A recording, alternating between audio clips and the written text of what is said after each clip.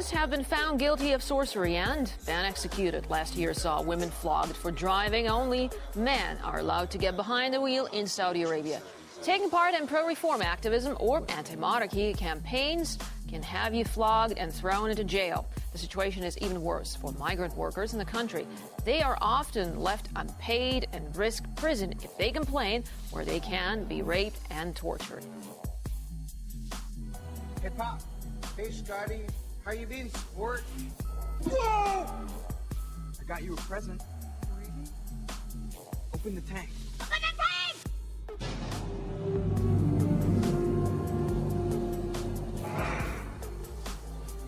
Are those sharks with laser beams attached to their heads?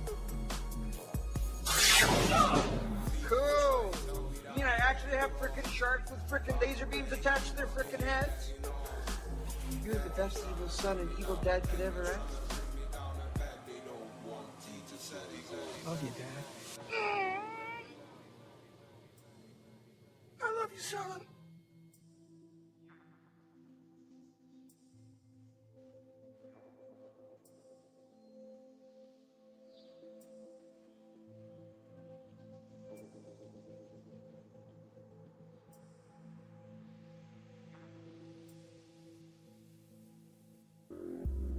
Dreamer first. Tell me about Dreamer.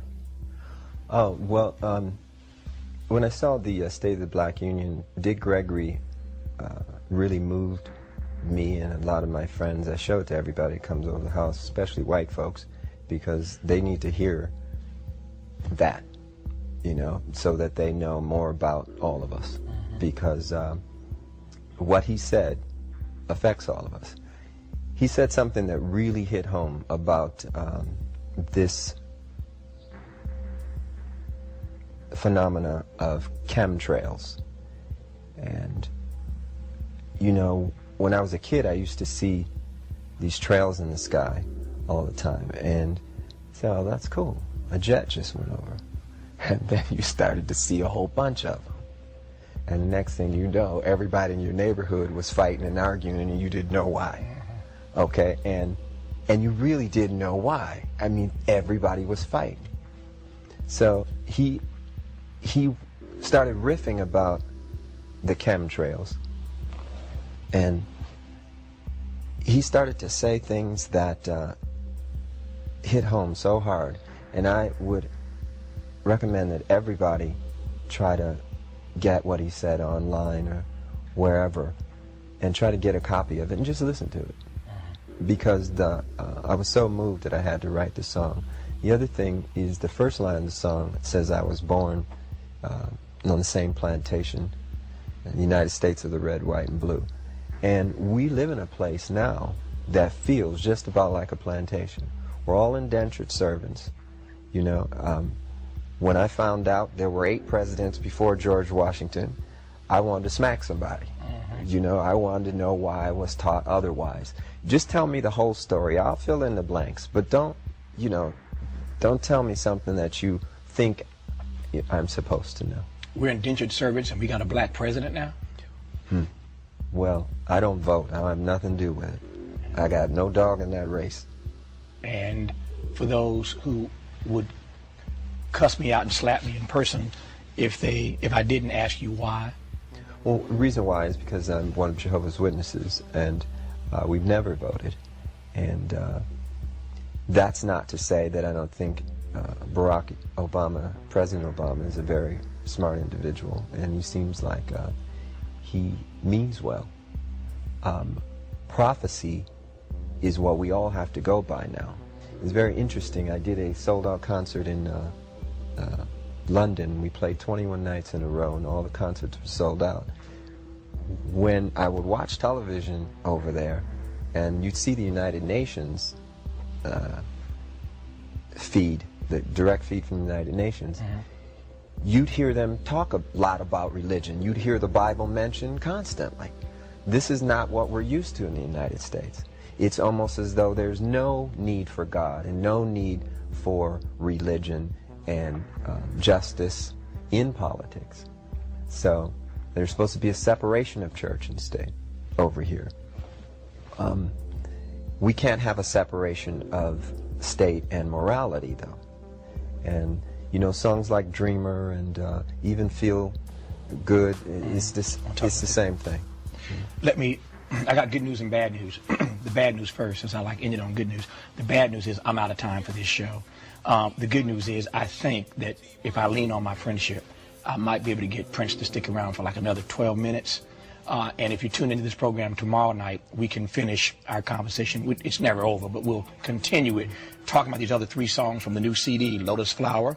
At lotusflower.com you can get. I want to ask you about these other 3 songs tomorrow night, and then this fine artist who he referenced earlier, you can take fine any way you want to take it. This fine artist he referenced earlier in this conversation, Bria Valente. Oh, yes. Bria will join us tomorrow night as well. So now tomorrow you're night, talking. Yeah, now we're talking. All right. So tomorrow night, part 2 of our conversation with Prince, and Bria Valente with us tomorrow night as well. She's one of the 3 CDs in this new Lotus Flower package of 3 CDs. Prince, thank you for coming on. Thank you. I was afraid the government would respond to the financial crisis by doing more of the same policies that caused it, which is more deficit spending, more cheap money, more central banking and central planning. And as a result, I think the U.S. economy is now poised for a much bigger collapse. I think that what's coming is a sovereign debt crisis and a currency crisis that will make the financial crisis of 2008 look like, the proverbial Sunday school picnic. Is it something that's affecting the economy right now? Oh, absolutely. The fiscal cliff specifically is one of the major ways in which the slow recovery that we have could be completely derailed.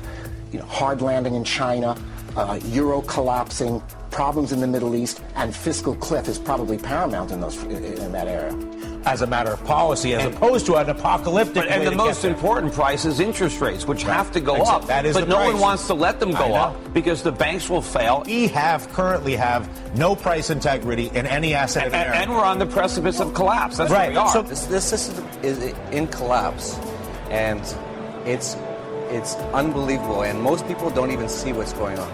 If you watch CNBC, if you actually pay attention to the U.S. media, they will always tell you there's green shoots or it's going to be a recovery. Mm-hmm. There's no chance of that. You don't think there are any signs of that? It's not possible. We're in the last days of this financial system in the U.S. This is Zimbabwe.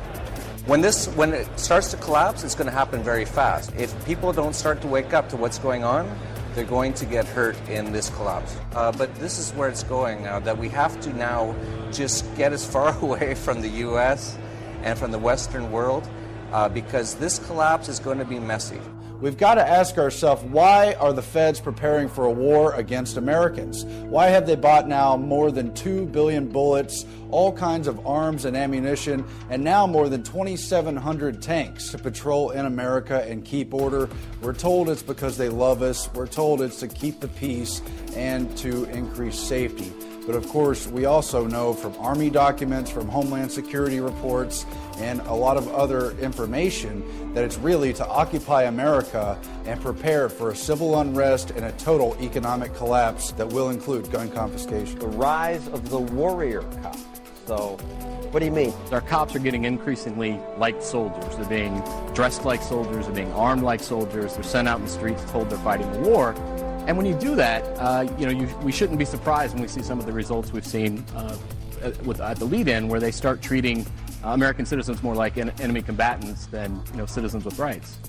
Meaning, mostly you're talking about these SWAT team raids. Over the last probably 20 years, there's been about a 1,500% increase in the number of SWAT raids in the U.S. Often is 10 or 20 guys dressed in black, heavily armed.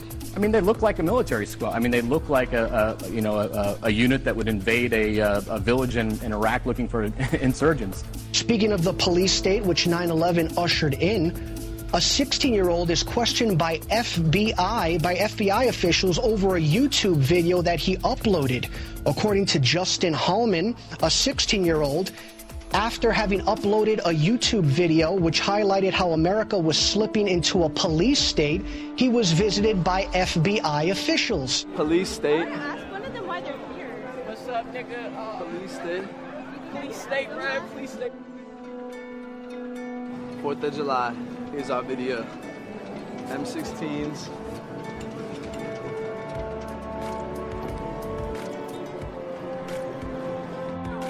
don't live in a police state, sir. Martial law has not been established in this country. Put his hand up. You're gonna kick my door. You kicked my door down. You kicked my door down. You kicked my door down. No, you have no right to be in here. You have no right to be in here. You have no right to be here. You have no right to be in here. Do not touch her. You are assaulting her.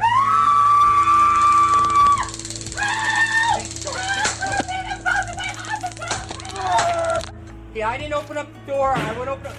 Now they're barging in my door for one reason. Grab it down! Down to your hands! Hands, come to me! Ow! Don't move!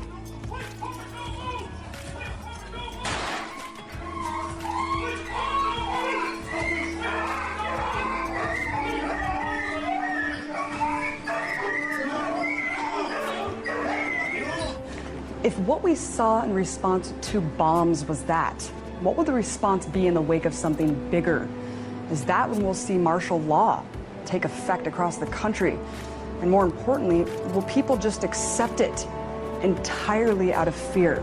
It was never meant that we would have this gigantic police force from the federal government. I mean, we had martial law up there. FBI and all these agents coming in, closing things down, going into people's houses.